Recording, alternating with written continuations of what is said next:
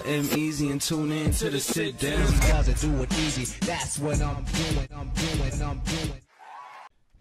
Ladies and gentlemen, boys and girls and children of all ages, I don't know where my phone is, but we're going to start to sit down anyway. My good friend Alicia Gooding is in the building. How are you? I'm very well, thank you. I met you, I want to say at least a decade ago.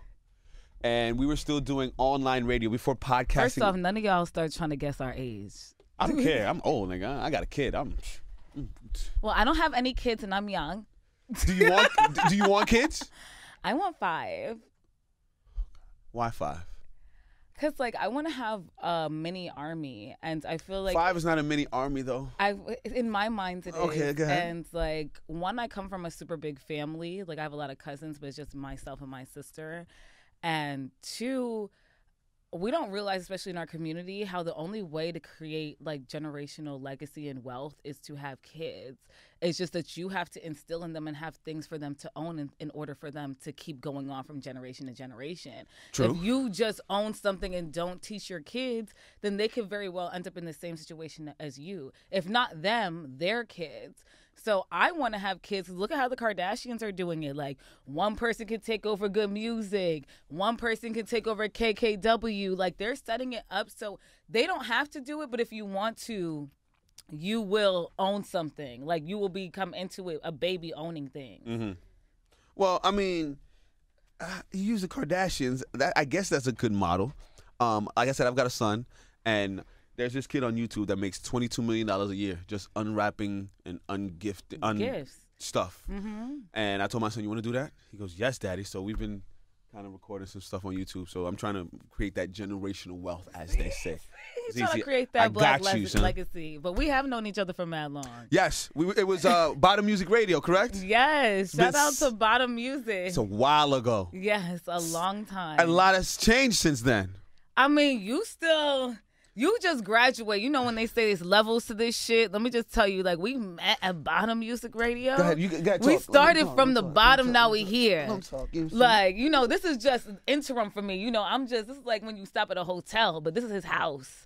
Now EmEz is like terrestrial, iHeartRadio things. Like, it's sounds fancy. so good coming from somebody else. Like, I could put this cold bottle on this. Like, we had a table that was a custom table at Bottom Music. You remember that? We couldn't put cold beverages on. We had to put it on a coaster, otherwise it will bubble up. We couldn't spill nothing on it. Days. You would get fined if anyone spilled any liquor. I was on the show that was extra rowdy. We was always drinking. So there was always. Do you stay in contact with those girls at all? Me and Angie are super close. Oh, okay, cool. Yeah, me and Angie are super close. She was at the premiere for Hustle in Brooklyn. That's a great segue. Angie and I spent Friendsgiving together. So yeah, that's my girl. So as you say, Hustle in Brooklyn, talk to me about that. How did that occur for you?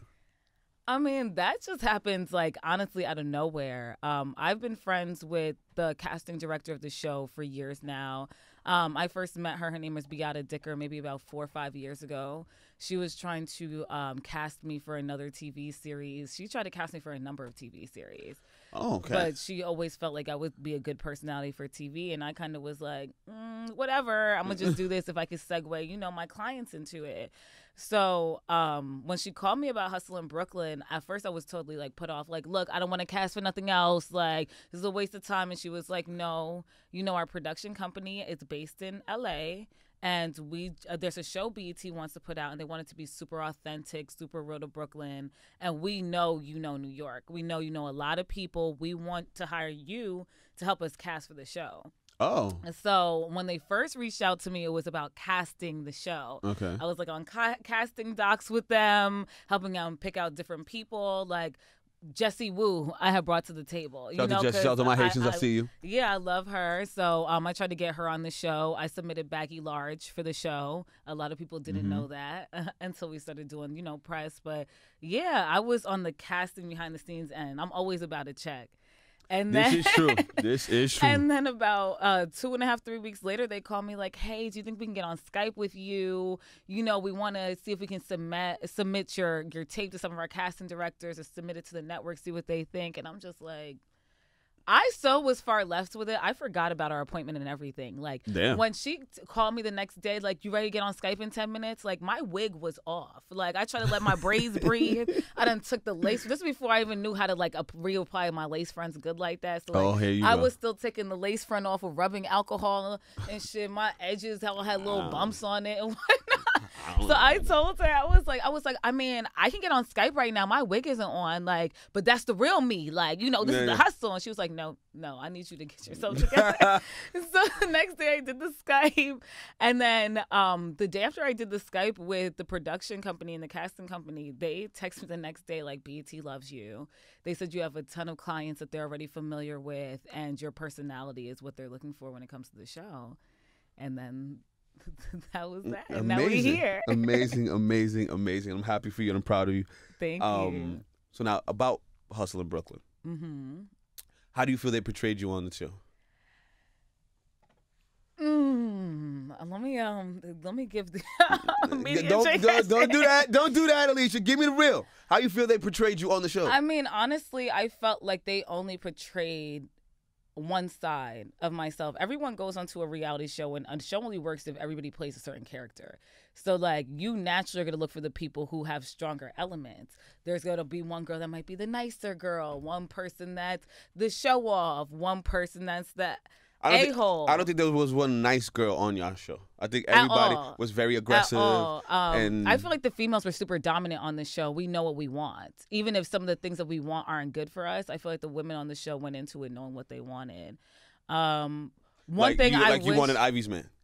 I never wanted Ivy's man. Isn't that who you argued with at the end? Yeah, but that wasn't because of that. So what happened? Because he was being snakish. So let me just break down a little bit a minute I of the watched show. a couple of episodes, and at the end, it seemed like you ran up on him to say what's up, and he was like, "Yo, dub." No, so I'm gonna give you a breakdown of the show. So when I went into the show, I looked at it as I'm not gonna do nothing on camera that's not real. So I noticed that they were putting me to film with different people, and not that I want to film with them, but I felt like questions these people were asking me later made me feel as if I was being tied into a love storyline. So I just wanted to make it known, not only am I not trying to pursue anyone on this show, I'm actually started talking to someone. So that's how the character Black Rose came into play, because I really started talking to this guy and dealing with this guy who just came home from jail. That was a real thing. We had met backstage at a Nipsey Hussle concert. Stop. What? Okay, all right. I want you, our resident jail lover here. I am not, but it's not about a jail lover. So what was he in jail for? Manslaughter. Oh my God. But I didn't ask him in the beginning. I didn't ask him what he went to jail for. He just told me that he went to jail, and I was like, we all have pasts. Right, a lot of black men have went to jail. Absolutely. I spent a weekend in jail. I spent a couple weekends in jail. You know? Yeah. You don't know about the cases I get. So, but you heard manslaughter. He was like, ooh, turned you on. No, I didn't know that in the beginning. So what happened? When I first met him, I was like, you look like you just came home. His energy, he was like, damn, shorty, who are you? Like, he started thinking I was the ops. And I'm not going to lie, I thought, it wasn't until the next day I even thought, I was like, damn, he was kind of cute, that dude I met yesterday. And then when I was going to, I was like, let me meet him in a public place. So I told him, he was like, I want to link with you. And I was like, well, you could pull up on me in my office, but not for nothing, my business partner, Will, who you guys got to see a little bit of on the show, he started laughing at me. Like, from the first day he heard this dude's voice, he was like, that ain't it, sis.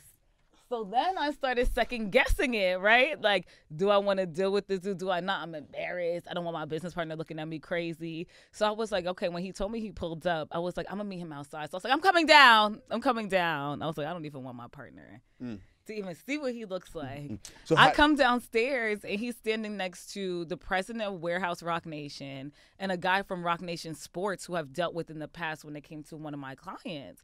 So I'm like, wait, like I said, you can't judge a book by its cover. And as I started to talk to him, I realized, okay, whatever you were deal with before, whoever you or your circle is, they're involved around music, as am I. So regardless, let me try to figure out more about you. Is he a rapper? No, he definitely is not a rapper. Okay, all right. He definitely is not a rapper. But he does have a lot of relationships in the industry. Like, I took him with me as my date to a showcase Atlantic was doing, like a female artist showcase, and he's sitting there introducing me to Michael Kaiser from Atlantic, and we're taking pictures together. You feel me? It's a different type of, so I'm sitting here like, okay, it might not be that bad.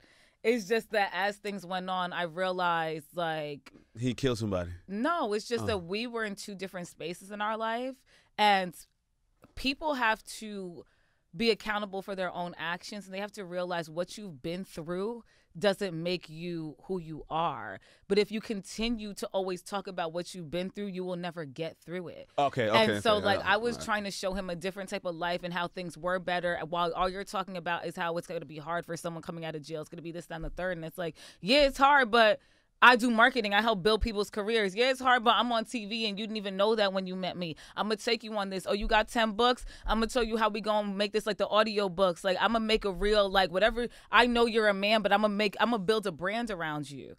You feel me? But someone can only do what they want to do.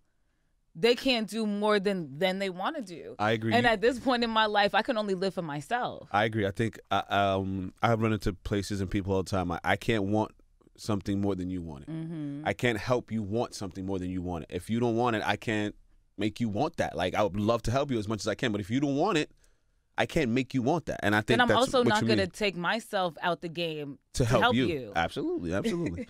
You speak of these clients. Would you like to name some of these clients? Sure. So I think that a lot of people first know me from, I would definitely say I first came in the game with Erica Mena. Erica was my first ever like client as far as PR, and she kind of helped me learn everything that there was around entertainment just from working with her. From there, like, she introduced me to Webb, who was managing A Boogie with the Hoodie at the time. Mm-hmm. And he had just gotten signed, and they were looking for someone to roll out his first project. A Boogie's. A Boogie's management. Mm-hmm.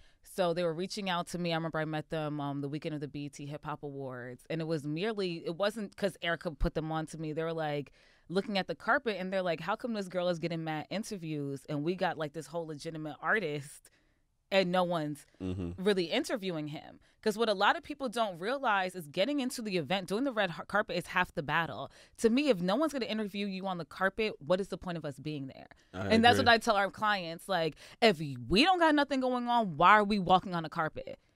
Because I'm going to make this press ask you questions, and I'm not about to give them fluff to pump. So we were on the carpet talking that talk. And so he was like, nah, I got to know who this is because you've been off TV, off the grid, but you still making noise. So I met with them like 3 weeks later. And what was supposed to be a meeting turned into like a 6-hour brainstorm session, like whiteboard out, connecting dots to lines, explaining why this press maps in with this brand and how you do this for this. And they're like, yeah, we rolling out this project with you. And I rolled out A Boogie's first project, TBA. Everything from, I don't know if you remember when he was dropping like the date announcement, when he did them PSA commercials where it looked like static.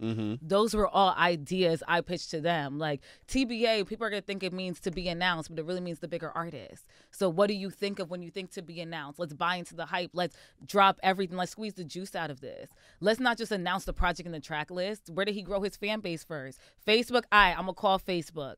When we announce it on Facebook that he's even dropping a project, we're going to make sure Facebook dubs this announcement to their entire music community. Okay, when we announce the date that the project is going to drop, we're going to do it through this set of 3 commercials to keep people engaged. Like, oh shit, what's going on? What's going on? What's going on for a whole 3 weeks? Artists these days, like, they don't understand that you just don't get these streams. You just don't get this positioning. It's all the little breadcrumbs that kind of solidify you as that. It's like every time you drop a new breadcrumb, you're giving someone the chance to eat and be like, yeah, they are who they say they are because they fed into it. Alicia's got some gems for. I hope y'all listening. So sit down and she got EmEz. Can we get into your personal life a little bit? I know we've been talking. Because I heard you say something about an abusive relationship before we got on air. Would you like to speak about that? I would. You wouldn't? I said I would. So tell me how did you get out of it? How did it start? Give me the whole map. Well, it was the guy that I started dating my senior year of high school. It was like the end of my senior year. I honestly didn't take myself or him or any of it seriously just because, like, It's senior year. You like, I'm about to be out anyway. Like, this is cute. I have this little relationship. He was on the football team. No, he was on the basketball team. I was a cheerleader. I'm not thinking that it was going to go past high school. But I ended up staying in state for college. My mom, she ended up getting diagnosed with like a benign breast cancer. So it kind of like freaked me out. So I didn't want to go out of state. I was like, I'm going to stay here. I went to Bloomfield College, dropped out after the first month. But during that time, I decided to stay with the same individual. And I would say abuse. I mean, I don't know about other people's abuse. Was it physical abuse or verbal abuse? First, it started as verbal. First, it started as very like controlling. I remember I did my first fashion show at Bloomfield College. And after my first fashion show, he told me I could never do a fashion show again. Because he said he didn't like the way men commented on me while they were in the audience. He sat there and he was like, and if I felt like I needed to put myself on some type of platform in order to feel good about myself or get, compliments, then I wasn't the type of woman that he wanted to be with. So saying things like that, I naturally was like, well, whatever. I don't give a shit about this. I ended up dropping out of school, and I just dedicated more time to working. I worked at Nordstrom. It was a commission environment. I loved making money. That's something that, as a child of West Indian parents, my parents never wanted me to work as long as I was in school. They always were like, your education is everything. We don't want you to work. So I'm just like, F it. I want to get this bag. I'm going to get this bag, be with my man that holds me down, whatever. As time went on, like, I realized, like, the first thing that starts is, like, my circle was just his circle. So I didn't realize, like, my friends were all his friends. When I wanted to get someone to roll something up for me, I'd be calling his best friend. When I wanted someone to come with me to the store, I'd be calling his other friend. Like, literally, all my friends became his friends. And it wasn't until I started kind of branching out and kind of feeling like, okay, I'm going to do other things. I'm going to hang out with this girl. I'm going to do this, that, and the third is when I start to see the physical violence. When was the first time? He told me I could use a computer. This is like when people used to use desktops. The computer at my parents' house wasn't working, so he's like, you work on this thing. I had to do something. I don't even remember what it was. But I was like, I need to use a computer. I think I want to update my resume. I was like, can I use your computer at home? And he's like, yeah, you could use it. And when I went on that computer, I found naked pictures, half-naked pictures of one of my best friends. Matter of fact, one of the girls I didn't name that I used to be on the radio show with. So you know exactly who it is. And she's holding her breasts like this because she had huge breasts. Oh, that was just... Okay, never mind. Yeah, she's holding her breasts just like about. this. Damn. In the camera. So I don't say anything. I wait for him to get home from work, and I ask him about it. When I ask him about it, he throws me down the stairs. We're in a two-family house. We're in a two-floor house. We're in his mother's house. He just pushes me down the stairs. He was just like, I don't know why you're talking to me and questioning me about shit when you're using my shit. And then before I know, like, we're arguing and he just pushes me down the stairs. Like, as the relationship went on, like... And you stayed after that? How? Okay, all right. I stayed with him for 4 years. After that first occasion? The first occasion happened in the first 18 months. Like, after 18 months that happened. So what made you stay? I honestly believed that no one was going to care for me or love me like he did.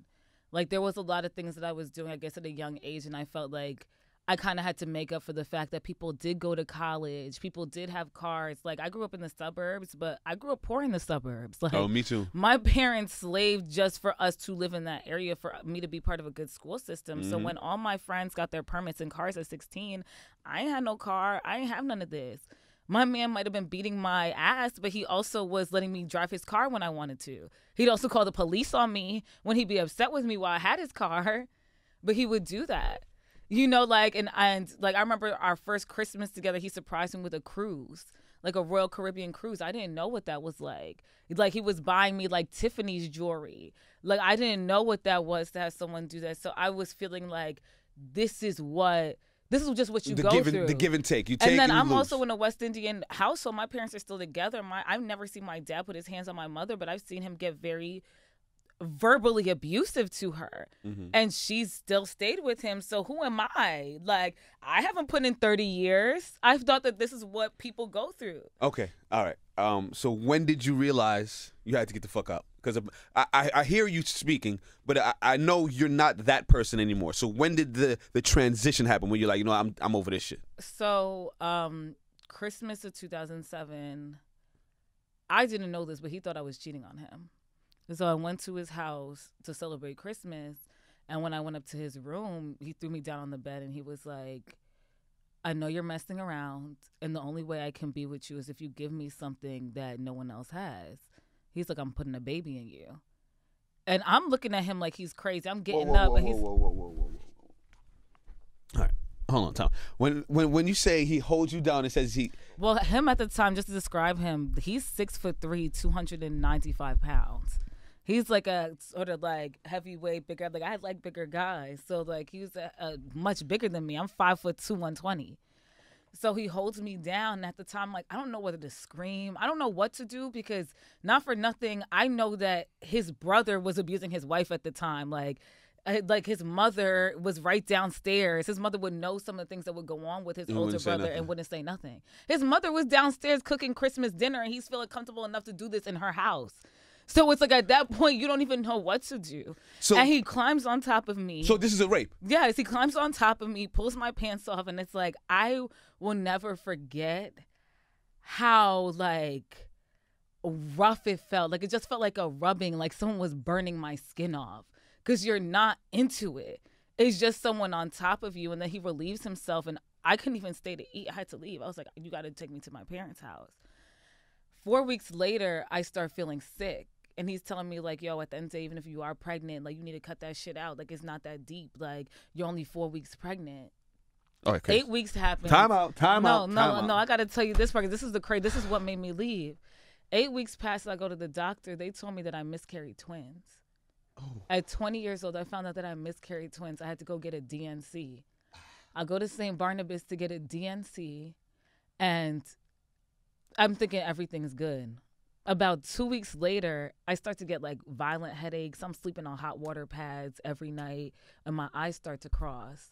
So my optometrist tells me to go see an ophthalmologist. And when I go to see the ophthalmologist, he tells me I'm suffering from bilateral papilledema and I need to go to the hospital. What is that? He basically tells me all the vessels in my optic nerves are bursting and they don't know why. And when I get to the hospital and they run MRIs, they're like, you're suffering from a pseudotumor. And honestly, we've only seen this in women that are middle-aged, extremely obese. I was 20 at the time. So they're like, the only thing we could say has happened from is stress. So they go and they put me like an emergency, like not surgery because it's a pseudotumor, which means something's causing pressure. There's just nothing there. Mm-hmm. They realize my spinal fluid in my body is running in reverse. That's what's causing the pressure. So I had to get an epidural, like a pregnant woman. I had to get an epidural needle and 7 cylinders of spinal fluid pulled from my back. I was in the hospital for 8 days, lost almost 17 pounds over the course of 3 weeks, and I was on bed rest for 10 weeks.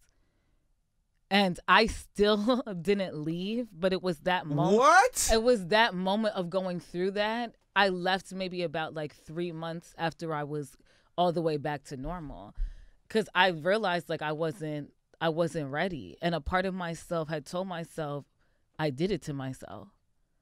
I had to realize like I'm worth more than that. Like you really have to realize like there's more out there than that. There's more than that. And it took me being around my friends more. Because when you don't, I always tell people every day, it's not money that makes people, you're shaped by your experiences. Absolutely. So if every day you're used to being around this man and his friends, even if I'm not around him, his friends are still checking up on me. There's nothing that's blanketing me or showing me that I'm going to be okay if I go this way. It's just my faith.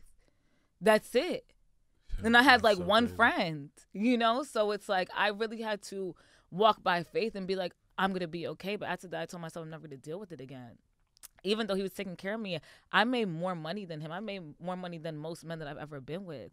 But every time he get upset, he steal my purse from me. Like I have a habit of getting in a car and throw my purse in the backseat, take my purse, spend all the money on my debit card, all the cash I have. And then we get back together 2 days later, he have fresh Timbs on, fresh products. And I was allowing it.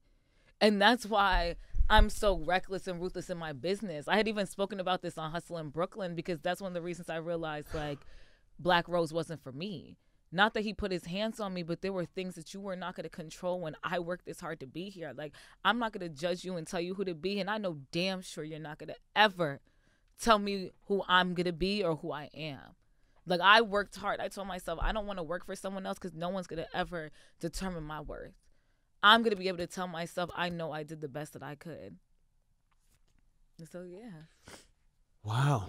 I didn't know we was going this way when you sat down. Neither did I. I thought you was gonna be asking me like, is the Safaree Erica marriage real? Oh, that is definitely on the question list. Trust and believe that. But I'm just happy you finally got out of that situation. I think a lot of girls go through things that we can't even possibly wrap our minds around on an everyday basis. And a lot of people think it's a weak thing. That's why they don't want to talk about it. And that's why I feel like it's so important for me to talk about it. Because I feel like a lot of people who don't know me, they'll be like, okay, she's about her business, or they'll say I'm a bitch. But either way, you know I'm not playing no shit. But a lot of people don't think like things like that happen to women like me. Things like this happen to anyone that doesn't understand what it looks like to be manipulated or controlled in the forms that it comes in. Everyone thinks that the man that's going to control you is going to come through the door smacking the shit out of you. That's not how it happens. It's not how it happens at all. It'll be the person that want to do everything for you is the one that you really got to look out for, because don't nothing in life come free. Anything someone is going to do for you has a price attached to it. Feel bad, man. Damn. Don't feel bad. I'm Gucci now. No, because I might have been a manipulator in my day. I'm apologizing. Look at Dory's face. I'm apologizing to anybody that I might have manipulated. I'm sorry. All right, let's change the subject. Yeah, we can keep it light. Safaree Erica, how real is this? It's very real. I mean, honestly, I didn't know that he was going. Is she pregnant? To propose to her. Not that I know of. You wouldn't tell me if she would. Not that I know. No, she was. She's not. She was pregnant. She wants a baby so bad. I feel like we will all know. That's not a secret. So I'm gonna hold you to with this the world. Because she looked kind of like she got a little baby bump. That's because it just was Thanksgiving and Christmas, y'all. You know that girls, even the pretty ones, be taking off. That sounds like a pre-generated excuse right there. Nah. One thing I will say is, he's splashing off in it raw. She's not. I don't know about that. I'm not in their bedroom. I'm not holding the camera. Like break some news, huh? That I've always been a huge champion for Safaree. I met Safaree through Erica when I got her on Scared Famous. She had turned around and introduced him to me right after they finished taping the show. And he is such a genuine person. He's a nice guy. Like, no shade to the last dude she was with, but I never liked him. I'm the friend that was always talk to the man that you want to be like, yo. I'm like, yeah, I'm gonna let her see his ways. Yes, Safaree, yes. No, don't worry, I'm in your corner. Like, popping back while she's like in this whole other relationship. I'm like, nah, we gonna make it happen. So I'm glad, because every woman deserves to be loved by someone that loves you as much as you love yourself. Amen to that. Amen to that. Any last things you want to get off your chest before we get up out of here? One, I definitely never wanted JB. Because you already put that in the air. That's how it looked like to me. No. So Jesse and I, we started getting cool just because what was the friction between on the same What was show. The friction between you and Ivy then? There was that's what it was, the friction between me and Ivy. Like, the people don't understand, like, when you know yourself, you will never allow a camera, a producer, nothing to change the way you move. And I'm a person that knows myself very well, and I also work in the industry where I'm surrounded by the cameras. I put people on camera. Okay. And Jesse and I, we had a friendship. Ivy and I had a friendship. Jesse was telling me certain things about the relationship. I didn't care either way. Some of the times I was telling Jesse, like, I just got a relationship. I'm not the person to tell. They didn't show that on camera. What bothered me is Jesse would have conversations with me. Jesse would have conversations with my cousin Deshaun, right? That's here with me right now. And he was running back and telling Ivy the things that he was saying about his girlfriend. He was telling her that basically we were saying it. You know, when people don't have the courage to say those things. So when I walked up, I didn't think there was any messiness. I really thought that I was like, hey, guys, what's up? Because they were like, oh, Jesse and Ivy are over there. And I didn't see. I'm like, what's up, guys? What's good? Jesse was just at my house smoking one 2-3 days prior. Jesse was steady texting me. I still got texting out like, oh, I'm going to send you an Uber to come to Long Island. I'd be like, why am I coming to your house? The show is Hustle in Brooklyn. If you want to come and chill, I'm in Brooklyn. Like, why am I going to Long Island? Like, I wasn't with that. Like, if I wanted that to happen, it would have happened. I'm not messy like that. But the fact that he wanted to put my name in the mess, that's why I'm like, all right, what up? Like, what I got to say shouldn't ruin your relationship. Of what I got to tell you, unless I got footage and evidence, if what I got to tell you about your girl caused you to break up with your girl, that ain't your girl. You ain't never want that girl. Amen. So when are you writing a book, yo? Soon. After we get Chinese Kitty this Grammy, because I feel like Chinese Kitty, like, that's one of my new clients. I'm really excited about her. I signed her on the show. But we got new music on the way from her. I'm excited for her. I feel like once I really take one of my clients all the way over to what my version of success is, then I'm going to come out with a book. But at the end of the day, I'm only on TV because of them. I tell people that all the time. If I don't do what I got to do, then this shit is nothing. I ain't on TV to be a star. I'm on TV to be the best. And so y'all know it. And that's where we'll leave it, ladies and gentlemen. Alicia, thank you for coming through. Thank you for having me. We got to spend some more time together. I like what you're doing with the brand. I might need to see how much her bag is so we can get me on as a client. Goddamn. We could work that out. Listen, we gonna talk, hon. Let them know how to follow you if they would like clients to get in contact with you and anything like that. Yeah, you can follow me on Instagram, Twitter, Facebook. Everywhere is Miss Gooding. That's EmEz and then GOODING. And then the website is thecodeofnyc.com. But, you know, stay tuned into my socials every day if you want to see what's going on in my life. Ladies and gentlemen, the one and only Miss Alicia Gooding. This is The Sit Down. Thank you. Thank you. EmEz and tune in to The Sit Down. Doesn't do it easy. That's what I'm doing.